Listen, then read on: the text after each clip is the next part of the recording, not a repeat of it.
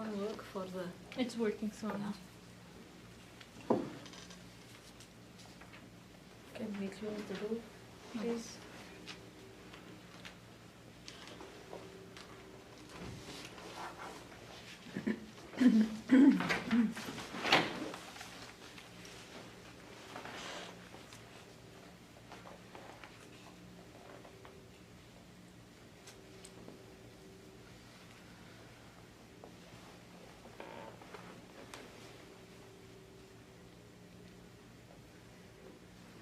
Sukham sthiram asanam. The seat is firm, yet comfortable.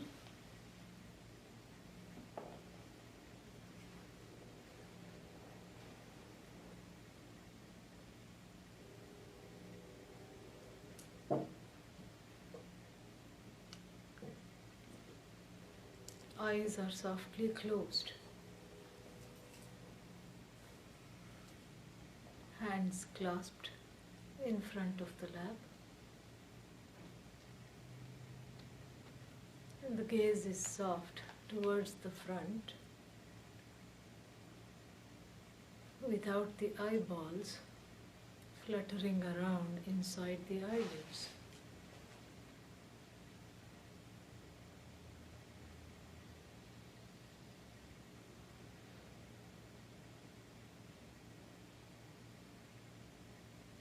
Firming the posture is called asana siddhi, success in holding the posture.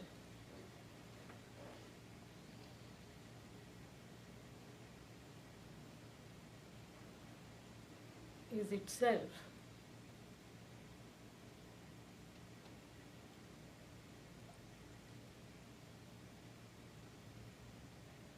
half-gained meditation.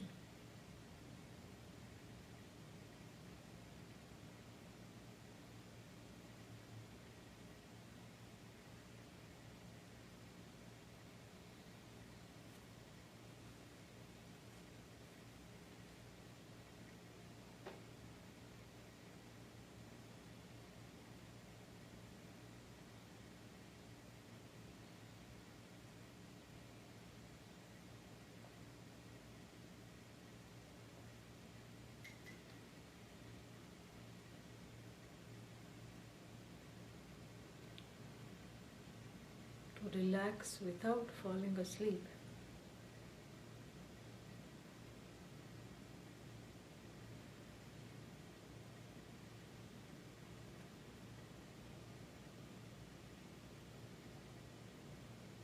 To be mindful of one's connectedness to the whole, to Ishvara.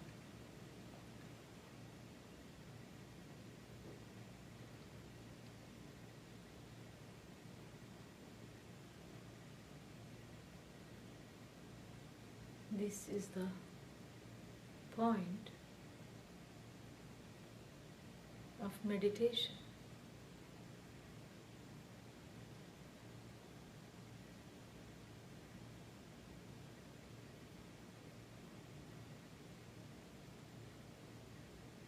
I take the time now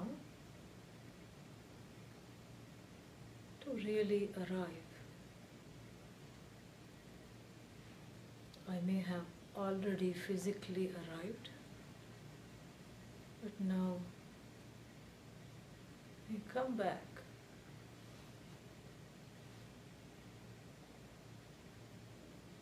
to inhabit this body, to be aware of this body.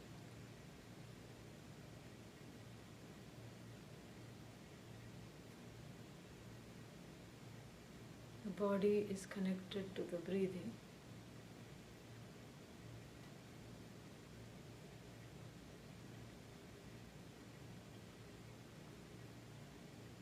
So I start breathing mindfully.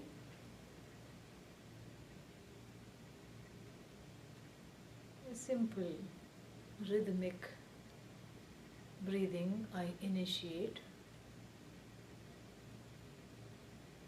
Breathing in, count of 4 silently, breathing out also the same count.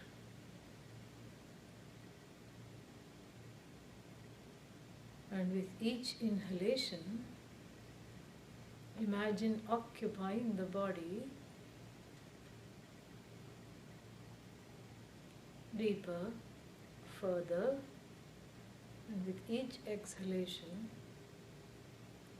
let go of any compelling distractions.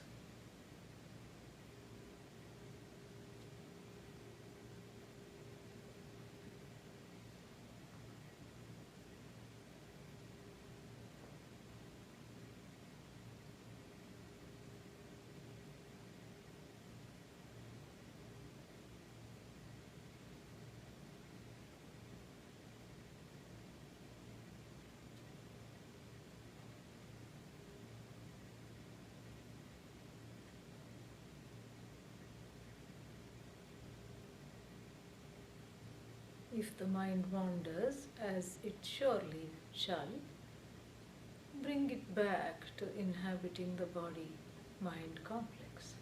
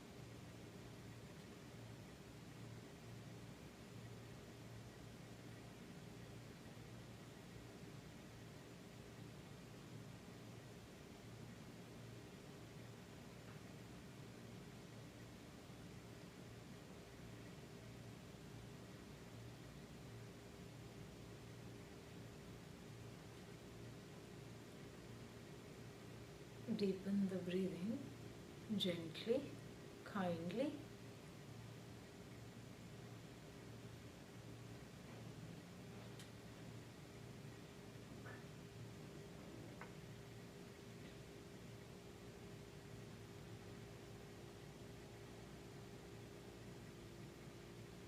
Ensuring that the inhalation and exhalation are of the same length.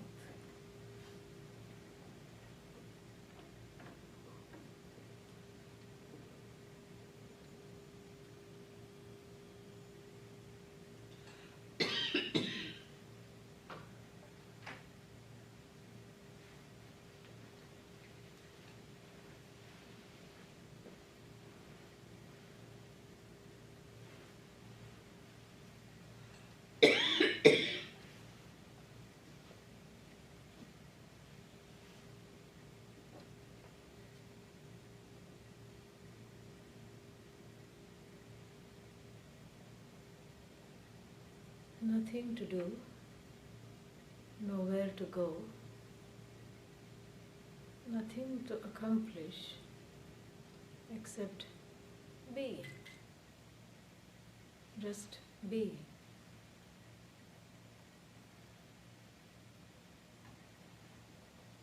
Being a breathing be.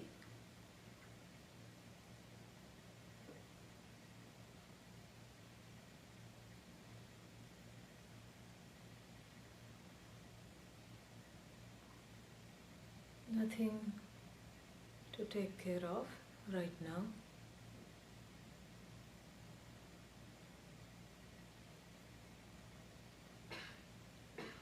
Nothing to regret right now as one sits and breathes.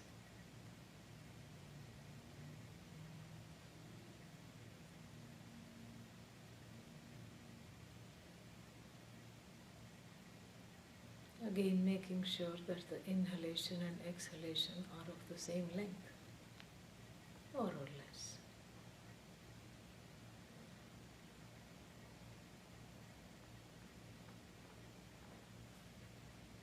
Nothing to anticipate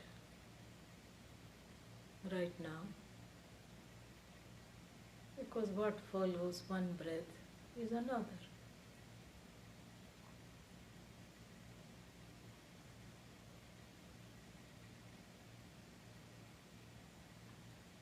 Nothing to fear right now.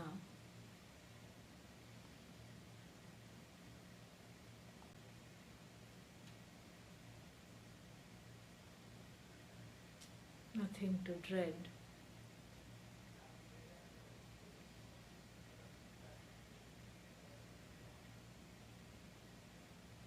Just being, just breathing. Mindfully, consciously.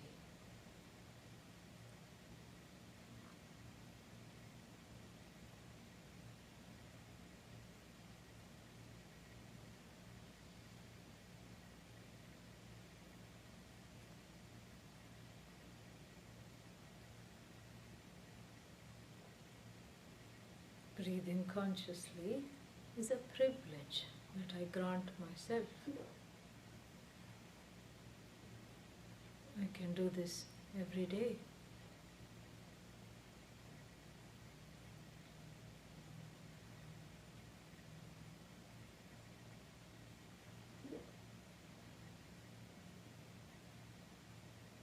I can breathe wherever I am, whatever I'm doing.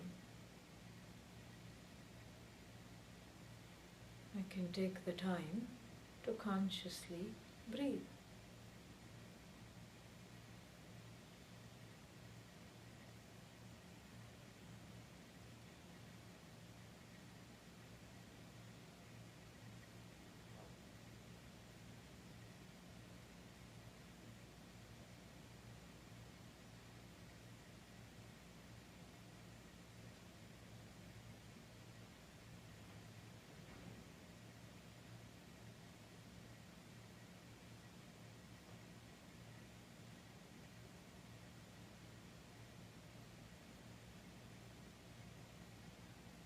Continuing the awareful breathing, that is all there is to do.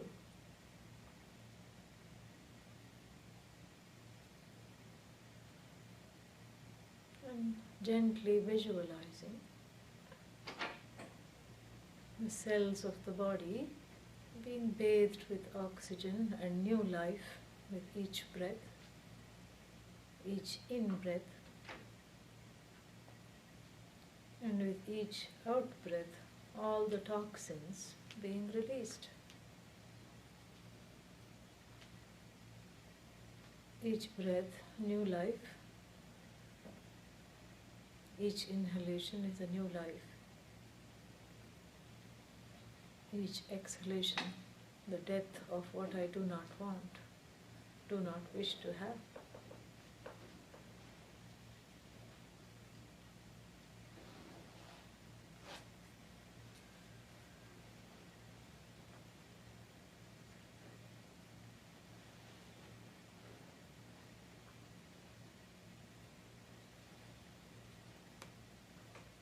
I visualize the cells coming alive.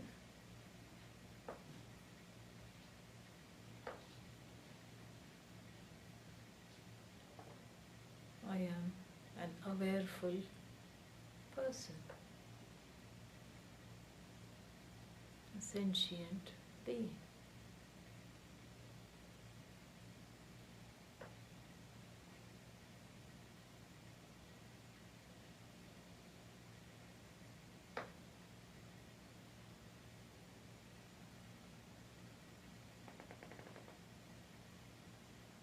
The breathing continues mindfully. And if it is possible to make it slightly longer, both the inhalation and the exhalation, without causing exertion to the lungs,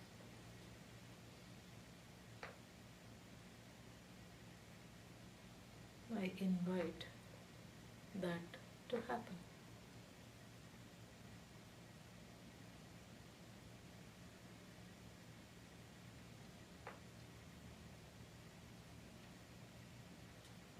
The body is a living, breathing statue.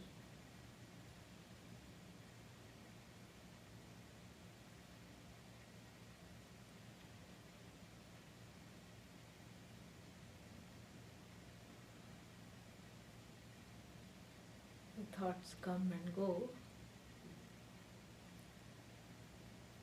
like leaves falling on a flowing brook.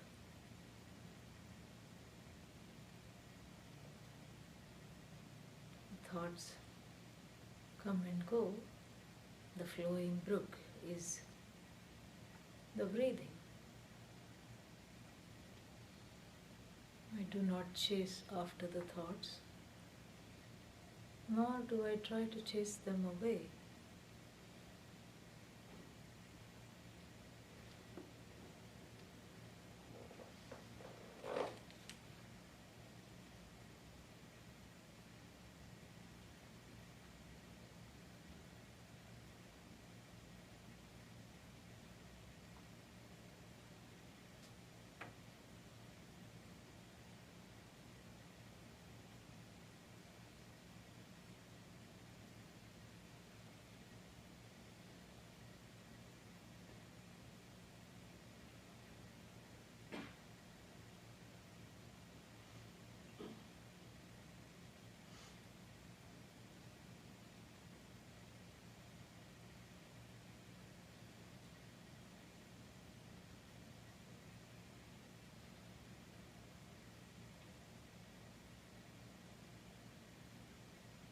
The breath is nice and long now, as long as it can get, which is perfect for each body.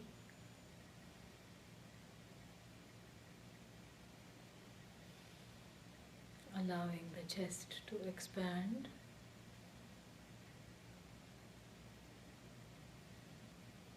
the stomach and the abdominal muscles to relax.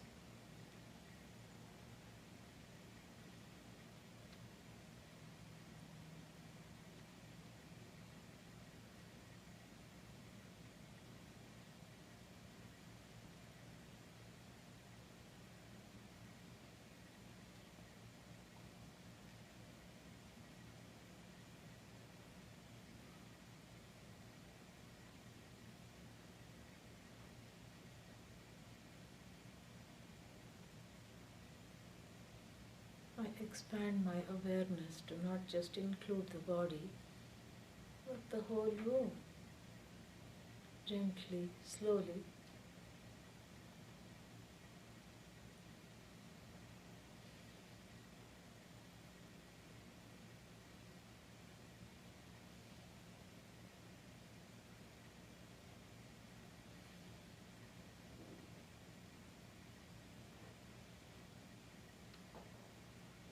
What is the size of this awareness? Whatever it is aware of, that is its size, because it has no size. It is limitless. It transcends space. That is how I can be aware of space. Transcends time. I'm aware of time.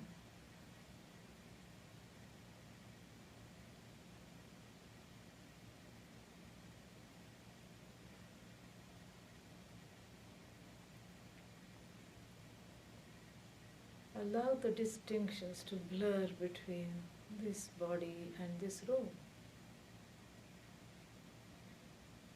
Just one breathing awareness that is aware of this body and this room.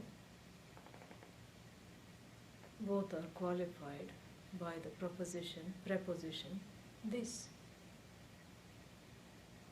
not the pronoun I. I am aware of this body, this mind, this room.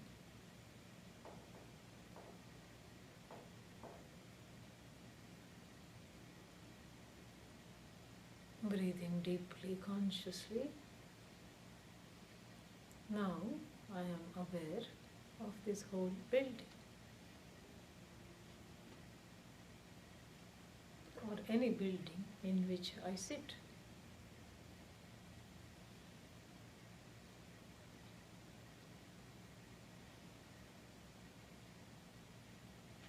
This room this body, this house, this building,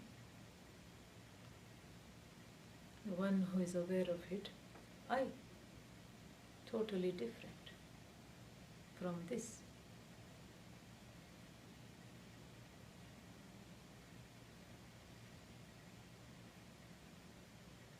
Deepening the breathing if it's possible.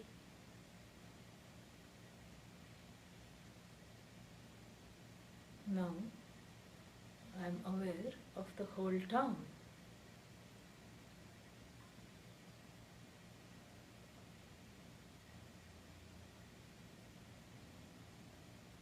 All the things that are happening that I know, all the things that are happening that I don't know. I am aware of everything.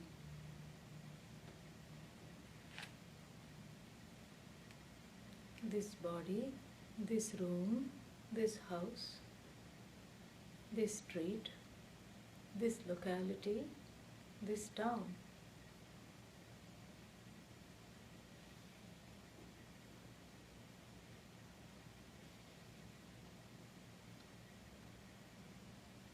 Growing further to accommodate this state.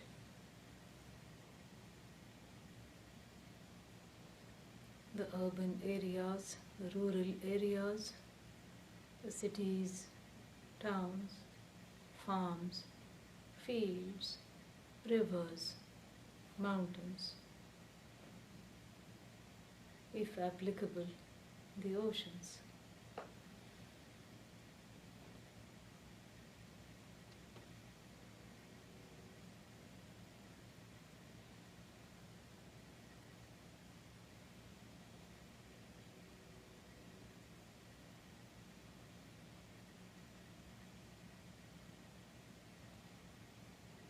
Now I am aware of this continent.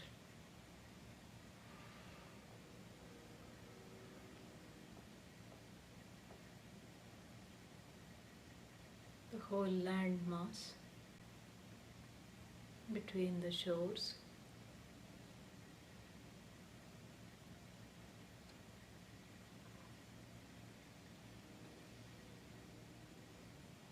With all the flora and fauna.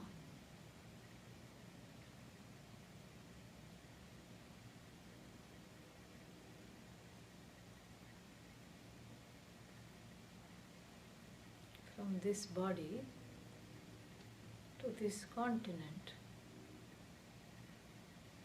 I, the awareness, can easily span.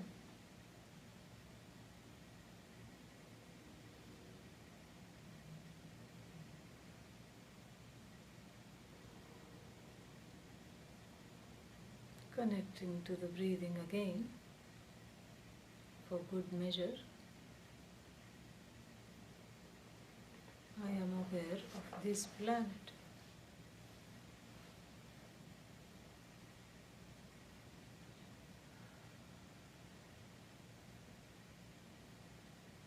A spinning globe around the orb of the sun.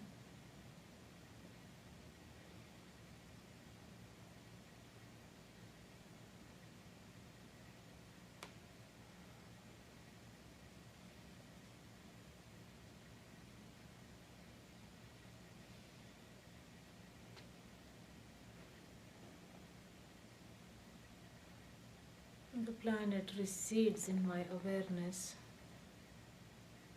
as I become aware of the entire system, the solar system.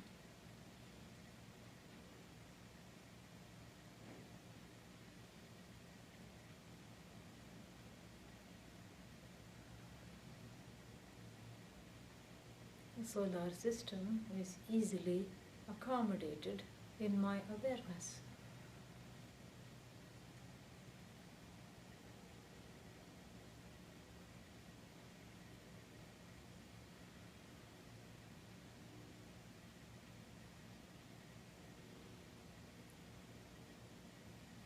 The solar system goes into the background when I become aware of the galaxy, the Milky Way.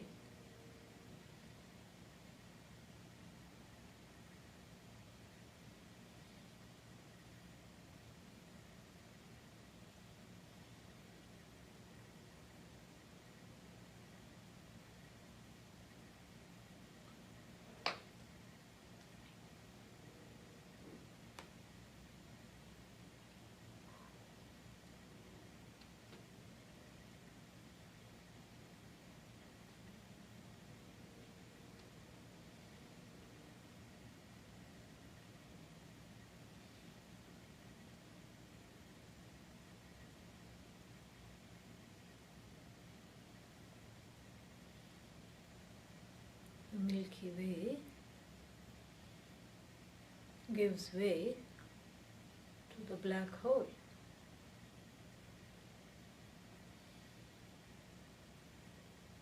To other galaxies, to the whole universe.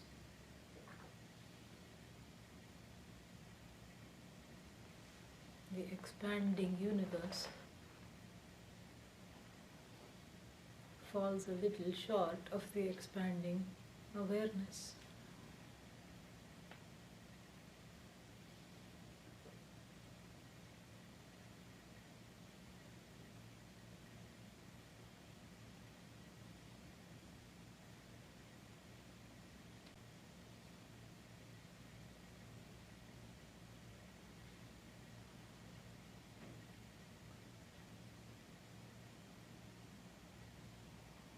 I am aware of the universe, the Jagat.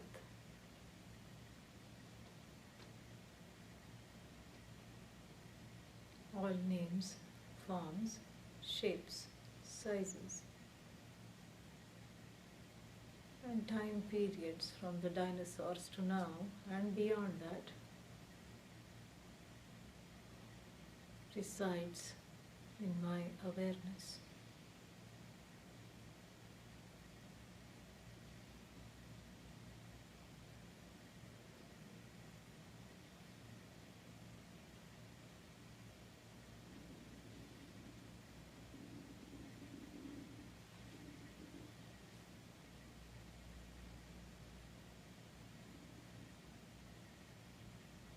The meaning for the word awareness and I in Sanskrit is Om. Namaha, a devotional surrender.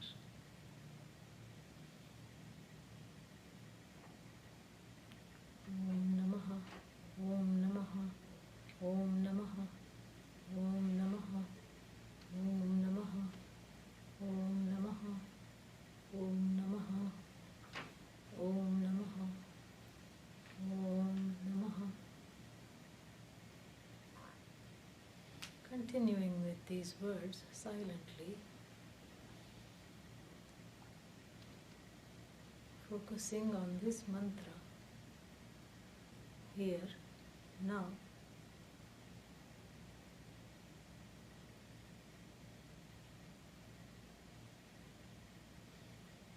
Gently letting go of the awareness of the breath and replacing that with the awareness of the mantra, rising and falling in my consciousness.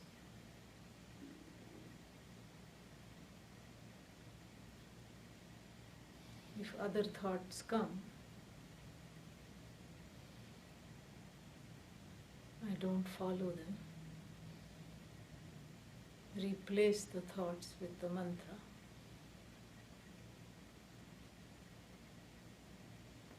Om Namaha.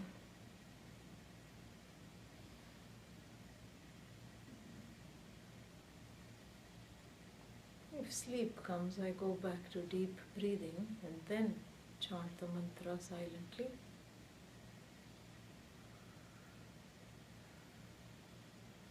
It helps to chant and pay attention to the silence between the chants, because that is where distraction tends to take place. With this baseline guidance, begin chanting silently now.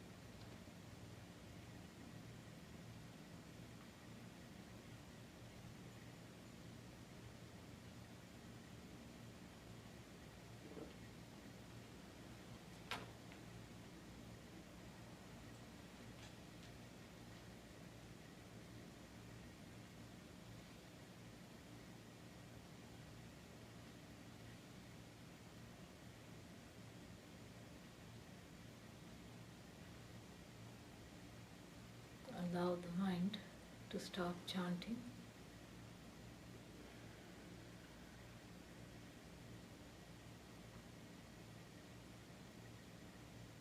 Observe the relaxation in the body and the mind. Observe a greater and more seamless alignment between the I and this body-mind.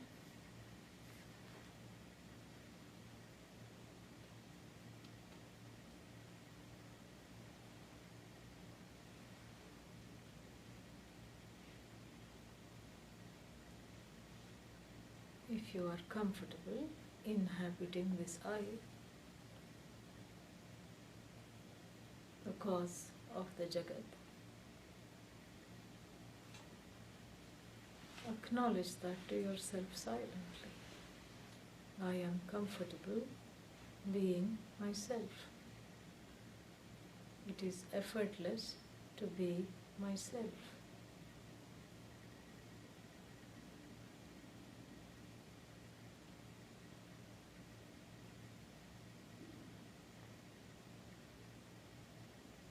I enjoy being myself.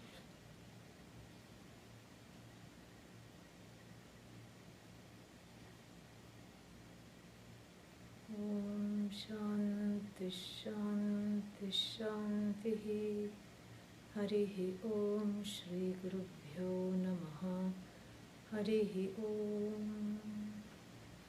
When you're ready, you can open your eyes, wiggle your toes, and come back.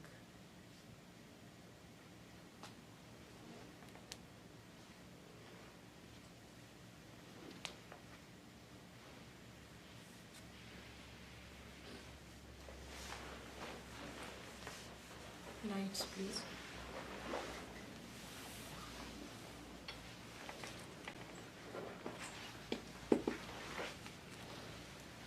If you came late and you don't have a book, they are over there.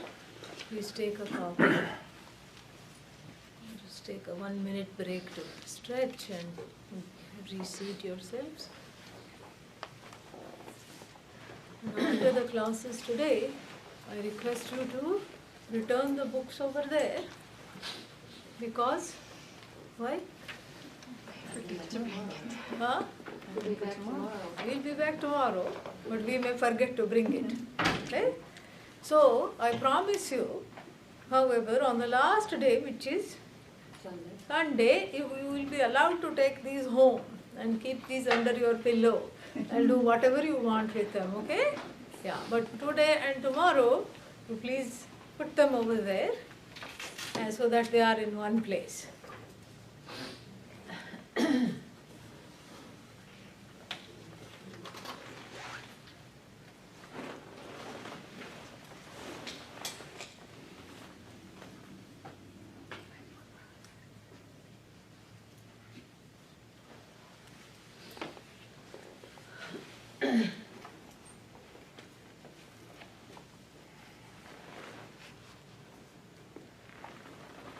Om Sahana Vavatu Sahanau Bhunaktu Sahaviryam Karavavahai Tejasvinavadhitamastu ma vidvishavahai. Om Shanti Shanti Shanti. Very nice text. Of course, I say that about all the texts. By now you should know. This is indeed a beautiful text, attributed to Adi Shankara, one of the ancient sages within the lineage, and it is called Dhanyashtakam, Ashtakam, octet. What is octet? 8 verses. That which has 8 verses, okay, is an octet. And so, 8 verses in service of what? Dhanya. Who is this Dhanya? Dhanya means what? The one who is blessed. The word blessed is a relative term, correct? It varies from person to person, place to place. In Eugene, if we have a dry minute in the winter, we are considered blessed. We consider ourselves blessed. We can rush out, take a walk, come back, and it doesn't rain. That means what? Oh, this is such a blessing. Correct? You just go a little more eastwards, go to Arizona, and one drop it'll rain, and that's a blessing. Right? Yeah. For the person, now we are getting into, sales. For the person who wants to sell a car, what kind of a car? That rarely runs. Once in a while it runs. When it runs is totally on Bhagavan's will, not yours. It runs, sometimes it doesn't run. And this person is wanting to sell it. Of course nobody will come, correct? Because nowadays there are ways of finding out whether the car runs or not without driving the car. You can sit at home and look up the whole horoscope of the car. Whether it is running, the Shani Dasha means it is having some kind of a, 18-year bad cycle, whatever it is. You can look up the horoscope of the car. There is all these things. There is that, some book is there, blue book, correct? Yes. And then now there is a more recent one. It's called fax, but it's nothing, it's not a fax, but it's a fax. Meaning, you can know everything about the car fax, that's what it is. And what do you do with it? You haven't even gone and visited the car. You already know what it looks like. How many accidents it's been through. Everything. You can't hide anything anymore. And so of course the car is not selling because its horoscope is on the internet. Who is going to buy this occasional car? And so this person is wanting to sell the car, get rid of the car. And then finally, somehow, he manages to sell it to 3 people. 3 people, 1 car? Yeah, because the only thing they could do is take out the parts, Some parts were person number 1, another set of parts, person number 2. The wheels were finally taken, the tires, by person number 3. He has sold the car in pieces to be finally in peace, correct? And he considers himself blessed. Because at least somebody paid for the wheels and the steering wheel included, and for various body parts of the car. At least somebody gave something. He feels blessed. Now the people who bought this useless set of junk parts, they also feel blessed. That is why this Ishvara's arrangement is very nice. Everybody goes away thinking, I got a good deal. That person also feels blessed. So you see, the word blessed is a relative term. Differs from person to person, place to place. And same thing, we can continue like this. One person says, oh God, please let it not rain because I'm performing the marriage of my daughter. Outdoors, of course. Please let it not rain over the ceremony and the reception, please. And at the same time, the farmer, just 15 minutes outside of town, is praying, I have just sown the seeds today, please let it give me the blessing of rain. Really, this is what it is. It is very relative. Sometimes in that car situation, everybody is happy. This is a very difficult thing to solve, to resolve. How do you resolve? One person wants rain, is expressly asking for it. And the other person says, no rain. Kya kare? What to do now? So, And then the blessing is relative. That is the first point. The second point is that it is also relative in another sense, is that the same person who feels blessed in one moment can feel unblessed in the second moment. Correct? From blessing to unblessing is not that much time. At the time of marriage, somebody says, "Oh, I got to be one with this person I have loved for so long, what a blessing."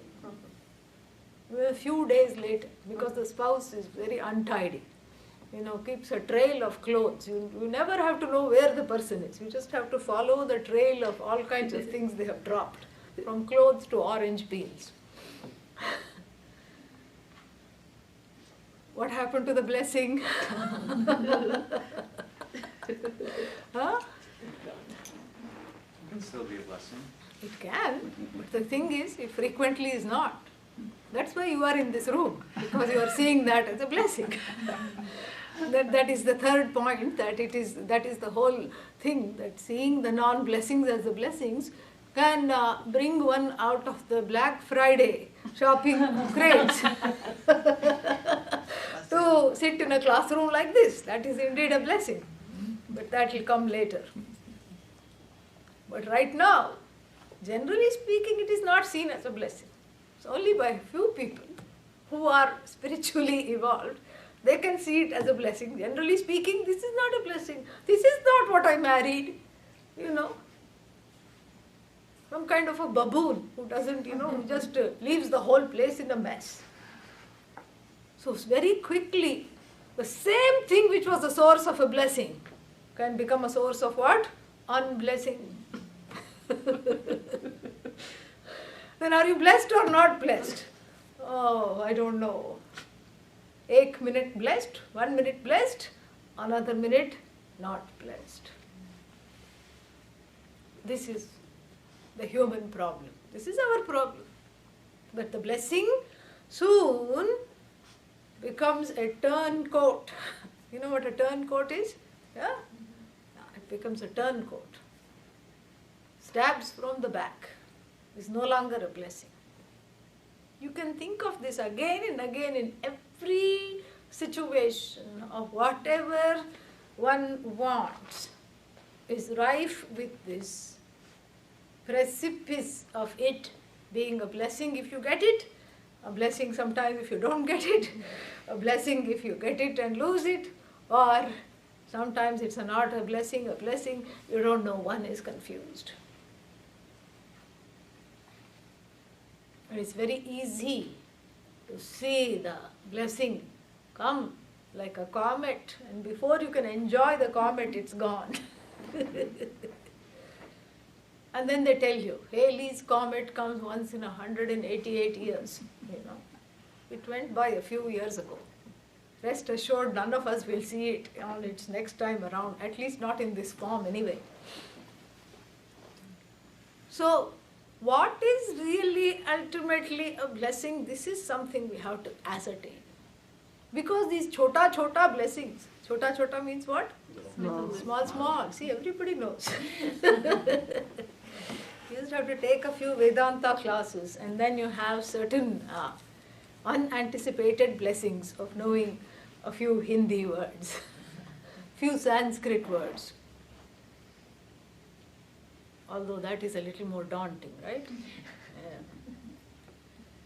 So the blessing is, is small, in between the opposite of blessing, which is what? A lot of curses.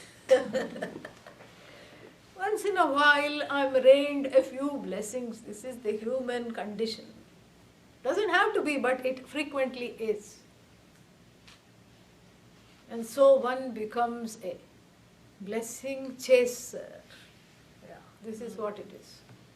A blessing chaser. You're like a storm chaser. These people become completely brazen and they go in this van. The van also looks very shaky. Of course, the video is jumping. And then there is that tornado, somewhere in the heart of Kansas, I suppose. and then they are going into the eye of this tornado. You see the thing coming, and they are 6 inches close to it, and they are filming it. So one becomes a blessing chaser.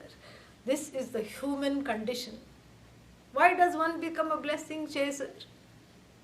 Because one is understanding of the fact, even though one doesn't completely see it perhaps, that all the things, each time I have a blessing, it is taken away from me very quickly. Very quickly it turns into a cursing, not a blessing. And so what do I want? Blessing. How much do I want? Endless amounts.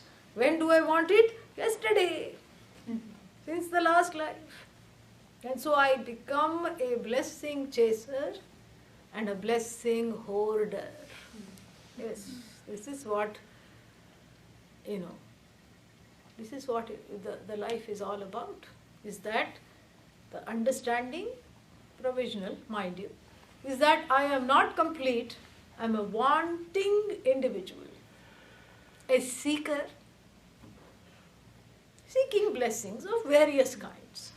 Blessing means nobody should harm me, nobody should, give me grief. And I should be allowed to lead my life doing whatever I want and not doing what I don't want, like housework, so many things.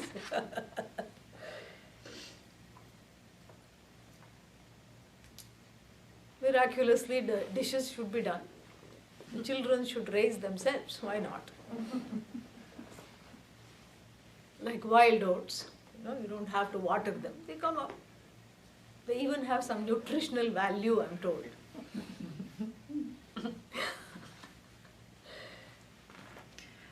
They help to calm the nerves down, wild oats. And, they have some herbal value, medicinal value. And so this is how my life should already be led. But instead what is happening is that I have to do kushti, like a fighting match. Been trying to, box these curses out of the way and get to the blessings. These blessings, or what I want, blessings is equal to whatever I want in this particular time and place, seems to be always elusive. And what I get second, third, fourth helpings of is what? What I don't want. What I don't want comes bountifully and in plenty. What I want always eludes. This is the human condition. A wanting being, an incomplete being, the one whose self-understanding is that I am incomplete, tries to devote the activity of one's whole life to gaining completion. This is the blessing, really. This is the seeking. This is what unfurls a seeking in the person. Tries to gain something that will make me complete. Starts with trying to do well in school. Stay clear of all bullies. And then what? Try to do well in the workplace. Find a job. Is that enough? No. Because there is always another job, a better job, a bigger job, a promotion. Then what happens when you run out of promotions? There is another job. Then you start buying up corporations. Are you happy when you have bought up 10 corporations? Ask CEO of Walmart, especially today. Not happy. This is the thing. Or one goes another way, or maybe not or and, doesn't matter. Or/and. When one gets married several times, thinking this is the ultimate time. This is the last time. This is one for is real. This one is for real. This is what each one says. At every marriage. What about the other 7 times? No, that wasn't real. This is real. What is this real? Meaning it will stay It is a blessing that will stay. Then what will happen, Marriage stayed, but I don't like the person that I got married to. Why don't you leave the person? I'm tired of undergoing divorces, so I'll just let it go along. This is what it is. This is the seeking human being. The premise is that I'm incomplete and I never get what I want, and I want something to make my life worthwhile, in other words, blessed. And what that thing is subject to time and space. It is relative. That's what I say. It's relative even for the same person. The same person who likes rain may one day not want rain. The same person who likes something may one day want to get rid of it, like a car. Like all the things that end up in the garage for garage sale. So then the question arises, who are these verses? Applauding. Who are these verses singing the praises of? Because if all the blessings are just so relative, personalized, and some may be general like marriage, job, etc., but still within that what each person wants is different. And secondly, whatever one wants and one gets is finite. And so what is there? What is the big deal to sing the praises of this? What is there to sing the praises of this? The blessing, the blessed ones.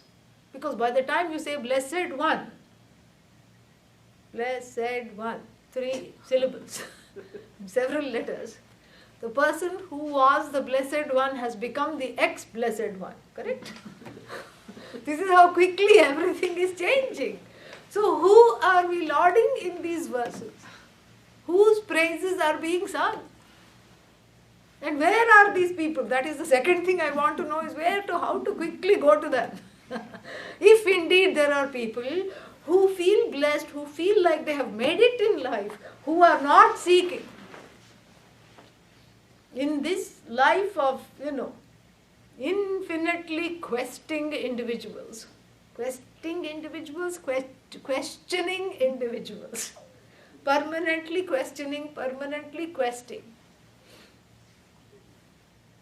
The infinite seekers, not the seekers of the infinite, infinitely seeking seekers. So in this world of infinitely seeking seekers, if there is somebody who says, I am not a seeker, really? Yes. You're not looking for anything? No. How come? Well, why should I answer all the questions? Why don't you answer the question, how come you are still looking? Life after life after life, why come you are still looking? That is the question that one has to answer. Because you see, we think that majority is correct. Majority is never correct. Not always correct. When Ptolemy said that the earth is the one which is round, because in those days they thought the earth was like a chapati, flat. And they were afraid to go too far. Because what would happen? It would fall off somewhere into some void. They were afraid to travel, they were afraid to do anything. Ptolemy said, no.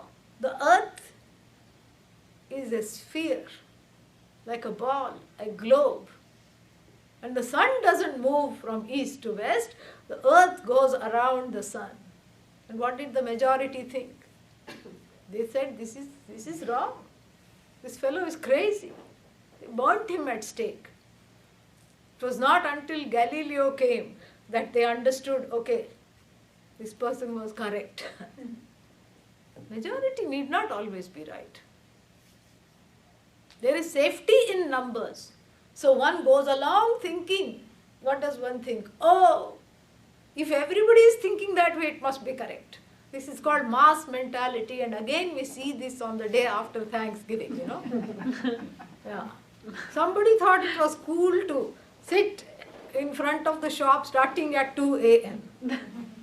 And before long, it became a national phenomenon, correct? Why this particular Friday? Why this? It's all arbitrary. Why only today? Why all these things? And the people play into the commerce, and the commerce plays on the emotions of the people. Every emotion of each person is a fret on which this capitalism sings a tune. Really, plays this tune. All various ragas are unfolded. Shops open at 5 o'clock, right? Alap starts, meaning the warming up. This is what it is. This is crazy. But then the majority means everybody is in the mall. So one becomes the prisoner of the beliefs of the majority without interrogating them to see if it really is true. Does it apply to me? Is it true? And the same question has to be asked about this conditional premise that we just talked about, which is what? I am incomplete. This I is incomplete without all these props. Starting with the pacifier, at 3 months. The baby cries, and what does the parent do? Stuff this inside. It's called pacifier. I think they mean pacifying the parents so that you don't have to listen to the cry anymore. It's not a pacifier for the child. Maybe the child is wanting to express itself. Sometimes they do. Maybe it's having a stomach ache or had a crotchety time, it was upset. It's not, I was wondering, why is it called a pacifier? Now I know. It's a pacifier to keep the parents quiet, because the parents are nice and passive, peaceful. But however, that's the first prop, correct? Blankie, that's why it's called security blanket. Pacifier. Then a doll or a truck or whatever it is, because one grows up in a gendered way. And then after that, one keeps changing the props, right? One after another, the props keep changing. What doesn't change is the person who feels, I need these props.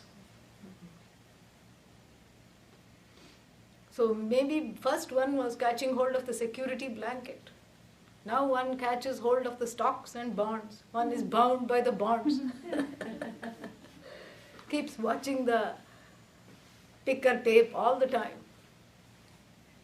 This is an obsession. And why is this an obsession? Because I feel without it, I am not secure. You see? This insecurity is what we see everybody participating in, starting from animal forms. Animal forms also participate in security. The squirrel is hoarding away its nuts. And there are certain group behaviors. The birds are migrating south. Everybody says they are migrating south. Even people in the south, they also say they are migrating south. Don't know where they go, but anyhow, they travel, they have tracked these birds. They travel miles and then they come back. All for the sake of survival and security. This is the human condition also, apparently. If we go with the belief that the majority is correct. What majority? The mass shoppers. That kind of majority.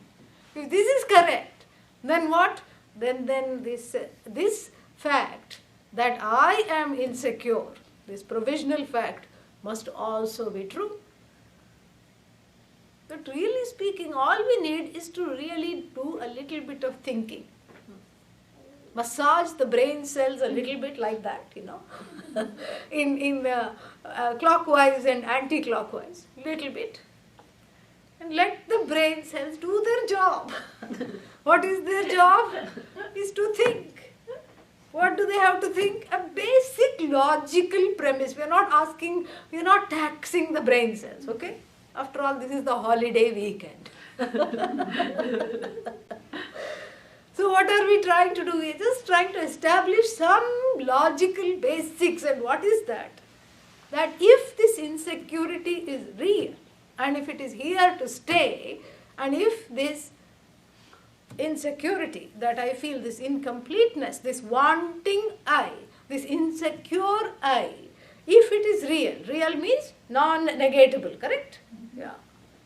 If it is real, and if it is here to stay, then I should experience it all the time. This is the logical thinking we ask you to do after doing a little self-massage to the brain cells. Is it too much to ask? No. It's a basic question. If this insecurity is there, I feel beleaguered by it all the time, then it should be there all the time. Is it there all the time? Say no, even if you don't feel like it. All you need to do is sleep, not now, okay? Yeah. All you need to do is sleep. Where does the insecurity go? Where did it go? Under the bed? It was never there. It was never there. Because if it was really there, it cannot go. And if it is not there, it cannot come. Now we are in very deep quicksand. Yeah, if it's not there, it cannot be experienced, right? Ayyo, what are we doing now? If it's not there, it is not possible to experience. If it is there, it should not go. We are in a limbo land. This is the stuff of which Vedanta is made. This is the paradox that is fun for everyone. It's a lot of fun. And so, in sleep, there is no insecurity. Where is the insecurity? In fact, one loves to go to sleep because one feels very secure in sleep.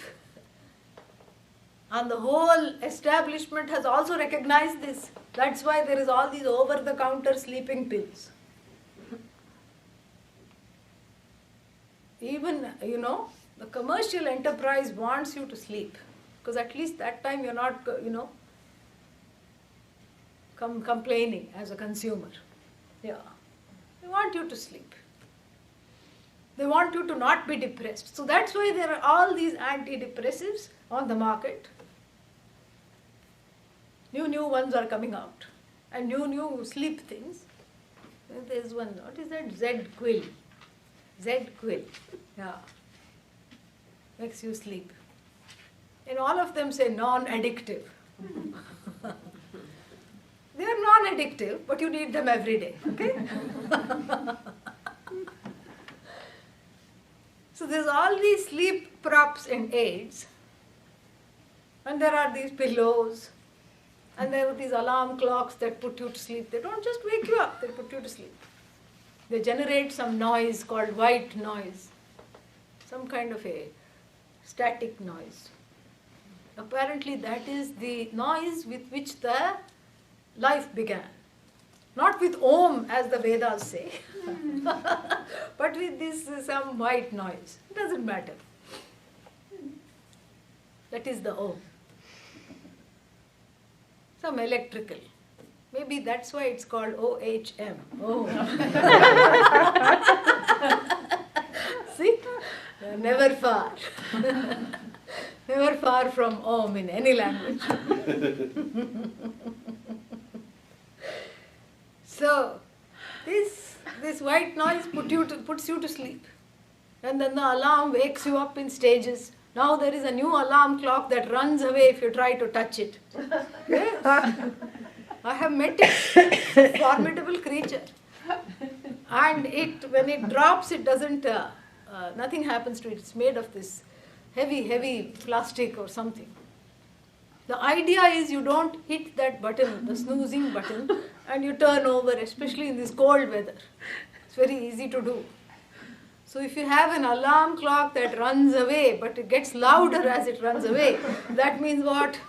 You have to get out of bed. You have to chase the blessed thing. It is indeed blessed. And you have to catch it somewhere. It goes under the table, under the chair, under the bed, somewhere. And by the time you're so annoyed that you won't go back to sleep. That is the idea.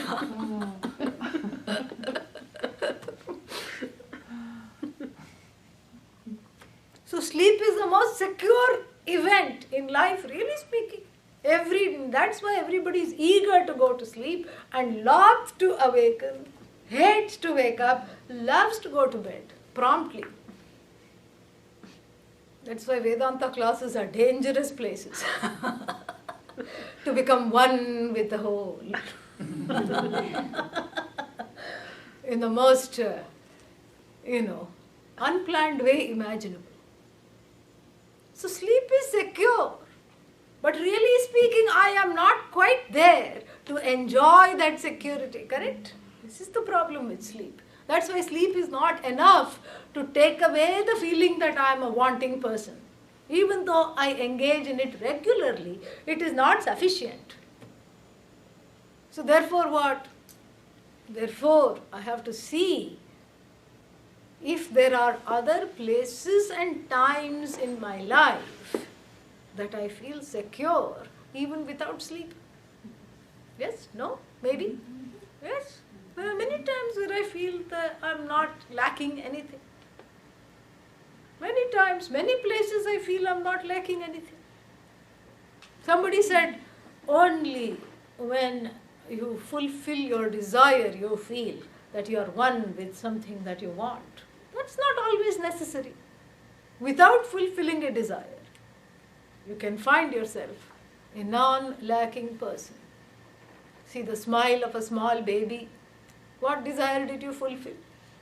Maybe you don't even like babies that much. But here it is cooing at you and smiling away, and then you cannot help but smile. You are contentment itself in that moment. A flower. A silly joke told by a small child. Why was the math book really sad? Why? Why? Because it was full of problems. An 8-year-old told me this time. Why is the math book so sad? It was filled with problems. Silly joke, but we still laugh. And when we laugh, there is no seeking. There is no ha ha ha, I am incomplete. You know? It's just ha ha ha, ah ha ha, that's all. So this security is, this insecurity rather, is something that is present and absent and present and absent.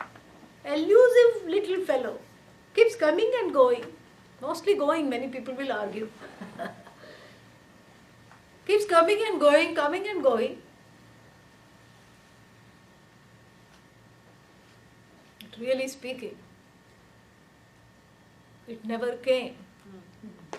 And if it did not come, how can it go? It was there all along. It is there all along. It will be there all along. That is what we mean by that timelessness. And the word for timelessness in Sanskrit is Anantam. And this timeless security, that secure I, that is timeless, is it sentient or insentient? Are you sure? Yes. How? How do you know it is sentient? Because I know. Because I am talking. That's all you have to say. So this timelessness is sentient, correct? Yes? Show some signs of life. Yes. Yeah, yes. And the word for sentiency in Sanskrit is Jnanam. Chit, Jnanam. Chit with relation to oneself, Jnanam with relation to that sentiency that we talk about. That unbroken sentiency, aware of everything, including time, including space. And this sentience is a conscious sentience. It is here. It exists or not? Yes. How do we know? Because I am. I say I am. And when something exists, what is the name of that in Sanskrit? Sat. So we have Satyam Jnanam Anantam or Sat Chit Ananda, which is the definition of Atma, I, and also Brahman, the name for that timeless, secure sentience, which is the meaning of the word Aham, I. That I alone is secure. It is sentient. It is here. So the truth of this I is not something that is, you cannot say I is insentient. Now I will not accept that. Okay? Because what about the one who is talking? So the I is sentient. And we have demonstrated, logically speaking, that it is not insecure. What it is remains to be seen, and we have 3 days. Let's not rush. So, this is not insecure. Because if it is insecure, if insecurity is the truth of it, it should be insecure all the time. But there are lapses in the insecurity. Enough lapses for me to question the nature of this I. And then what? And then finally, it is this presence which says I am, which is a self-revealing, self-cognizant presence. Meaning I am cognizant of myself. I am cognizant of other things in this room, in this world, in this universe. That's why I said in the meditation we did today, there's only 2 things, I and this. Aham pratyaya gocharaha, the subjects of I cognition, which is only I, one thing. And all other things are what? Objects of this cognition. Idam pratyaya gocharaha. Aham pratyaya gocharaha, I cognition, and then what? This cognition. This cognition and I cognition, are they one thing or 2 separate things? They are 2 separate things. Working definition, okay? Yeah. We have seasoned Vedantins in the room who would like to say everything is I. You know, that's like reading the last page of the mystery. Who done it? Who done it? Answer is I in all Vedanta classes. You cannot say not I. Who is it, who done it, etc. But I crave your indulgence in letting this flow at the basest of levels. Where is that? And that leads us back to the I and the this.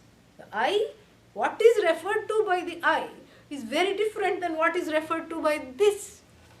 This book, I, the observer, and book, the observed, book, insentient, I, sentient, book, object of knowledge, I, knowledge.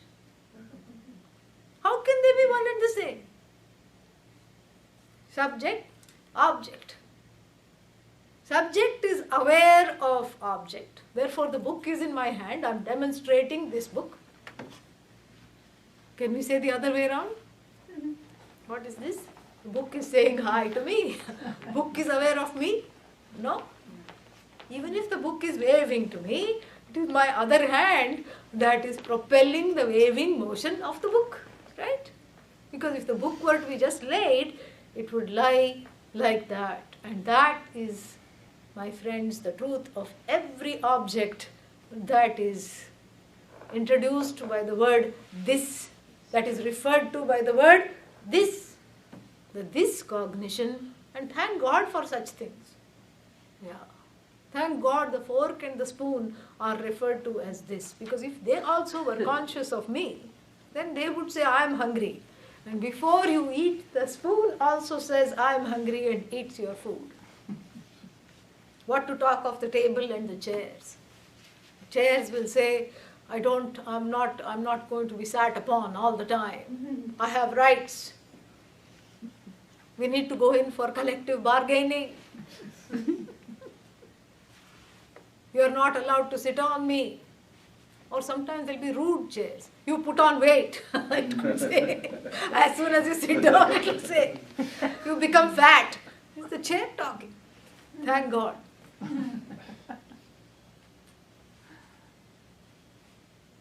Thank God the table doesn't have a bargain with me. Don't thump on me when you talk. It doesn't say that. And I just don't want to be part of the prop. I want to say a few words.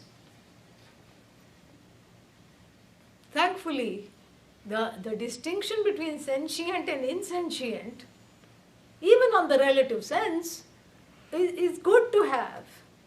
Because then the I and the this don't get confused. Right? Thank God. That which is I, that which is this. And so long as the two are kept separate, then there is sanity and security in my life. But frequently what happens, the objects of this cognition slowly infiltrate into I. They say they have a new movement. The objects of this cognition carry a banner. It says, Occupy I. Now we have Occupy Wall Street, Occupy DC, Occupy Eugene. And the objects of this cognition, as it were, stage a silent protest with a little banner that says, Occupy I. Therefore we have iMac, iPad, iPhone, iPod. If I don't have iPad, iSad. You see the point? The obfuscation is what causes one to feel this insecurity. Obfuscation between the I and the this. So long as they are in their places, the this cannot occupy I. And the this does not infiltrate into the definition of I, whether individually or collectively. This is this, I am I. That is sanity, that is security. We'll have time for questions. Write it down. Yeah. That is sanity, that is security. This is this, I is I. But when the this starts to crawl into the I space, like that traveler in the desert. His name was Muhammad. And he had a camel. Of course, that's what he rode in the day. And then what? At night he pitched a tent, tied the camel outside, slept in the tent. What did the camel do? Master, my nose is very, very cold. Can I put my nose in the tent? 1 hour after the sleep. Muhammad said, sure. Then 1 hour later the camel woke him up again. My paws are very, very cold, my hooves. Hooves, paws, whatever camels have. The soles of the feet are very, very cold. Can I put them inside? Just the first 2 feet. All right. Another hour later. My neck is very, very cold. Can I just put it in the tent? And then what? In the morning, camel inside. Muhammad outside, freezing to death. Camel nice and warm. Camel saying, what are you chattering over there? Go bring me my milk. Go bring me my grass, whatever it is. Ordering Muhammad around. This is a very deep story. It just illustrates what happens to the I.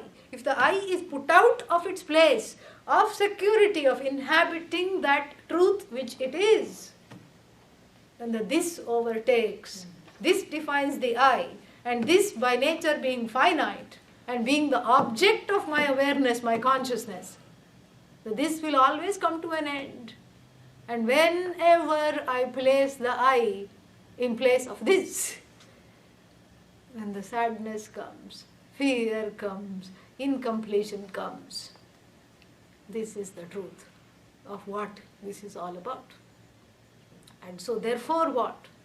So therefore we have to be very, very careful and secure in knowing the nature of this I, that it is unassailable by that which is insentient, a bunch of thises cannot displace this I, much less define this I.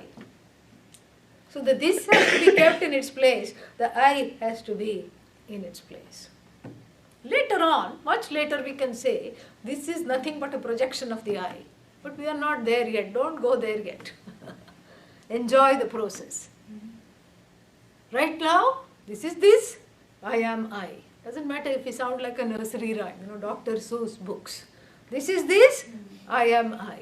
If this infiltrates into the I, even through the back door, I find myself feeling less secure, feeling less in touch with the truth of I, feeling less happy, being less happy, being less contented.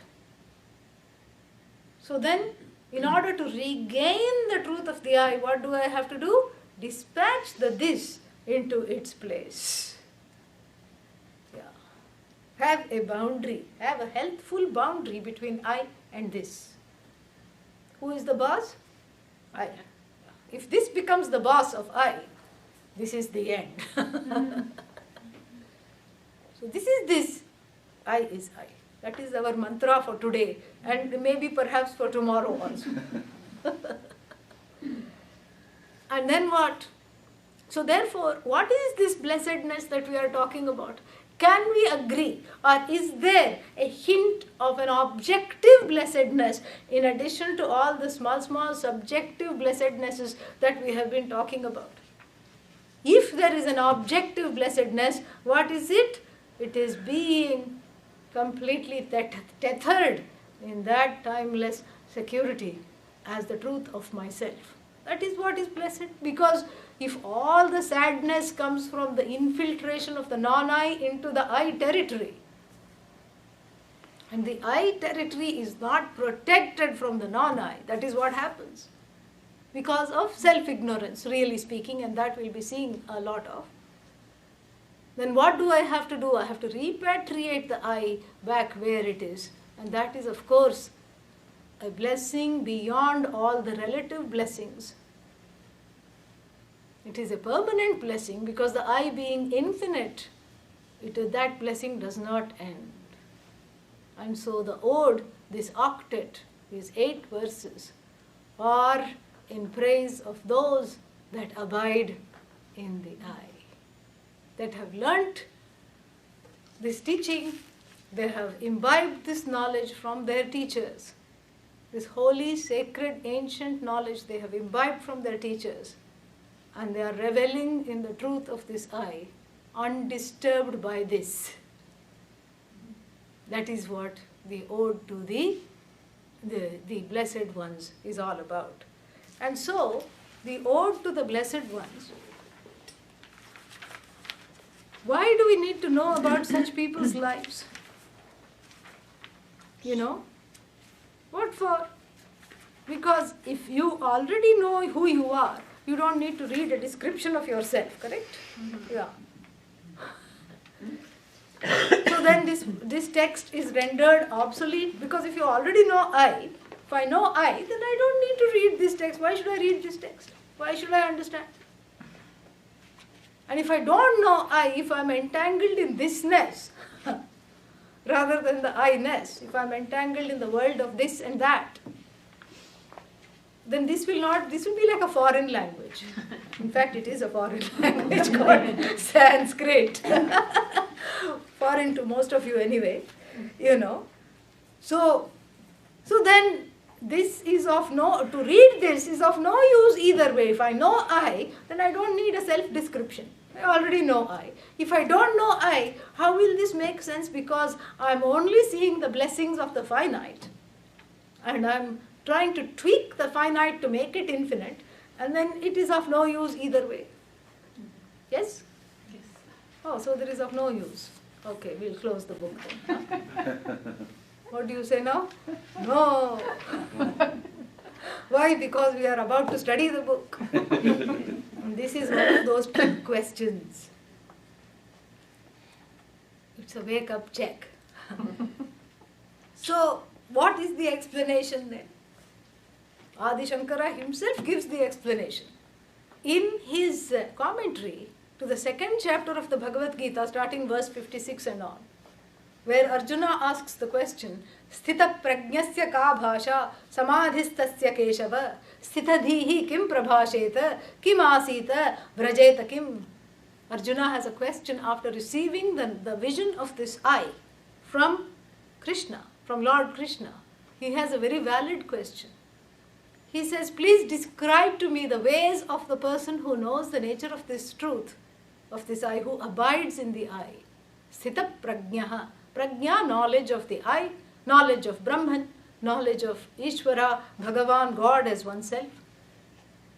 Sthita means the one who has the ability to stay, the one who doesn't dilly-dally and flirt with this knowledge, but the one who is abiding in this knowledge. Ka bhasha, how do they speak? How does the person who abides the truth of himself or herself, how do they walk? Kim asita, how do they sit? How do they talk? Kim prabhasheta. And Adi Shankara in the commentary to this verse onwards says this very thing that I said. If you know that you are a person of knowledge, you don't need a self-description because that is your very identity. But for those that don't know, it can be the stepping stones, the behavior and the mindset of a person of knowledge can be the stepping stones to, like the blueprint, to understanding that for oneself.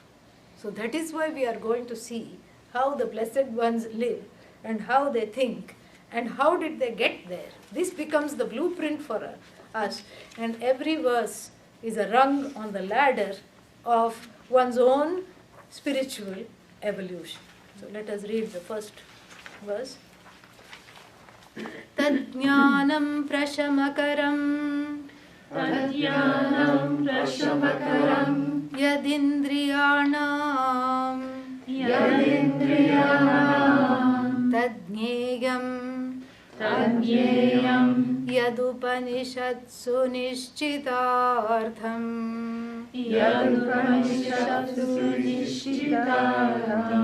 te dhanya bhuvi paramartha nishchitetaha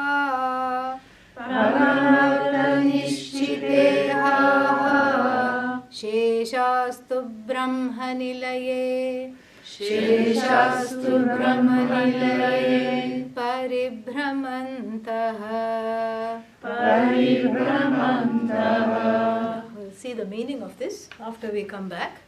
And we'll say the closing prayer. We'll take a small break and have some questions and then we'll come back. Purnamadav Purnamidam Purnat Purnamadachyate Purnasya Purnamadaya Purnamevavashishyate Om Shanti Shanti Shanti Hari Om Shri Gurubhyo Namaha Hari Om. Yes. The I is already in this. Yes, but that will No, I look mean at like that. I. The I, C-H-I-S. huh? Yes, the I is in this, but this is not in I. Yeah. This I is there, T-H-I-S, you can say. I say that frequently. I is in Ishvara too, which is the whole. You also refer to this as this. Yes. So this is also I. This is I, but I is not this. We have to understand that. That will take a little time. We have to allow that to be unfolded slowly. You know, this is all I, because all there is I. But I is not this. When the I is taken for this, that is the problem. This is of course I, because otherwise we cannot have a non-duality. The separation that we make, this is this I, is like I said, like I pointed out, it's a provisional separation to understand something. Yeah. If you have already understood, enjoy the process. Yeah, that's okay. And if there is confusion, allow that confusion to drop. So either way, one is a winner. Other questions?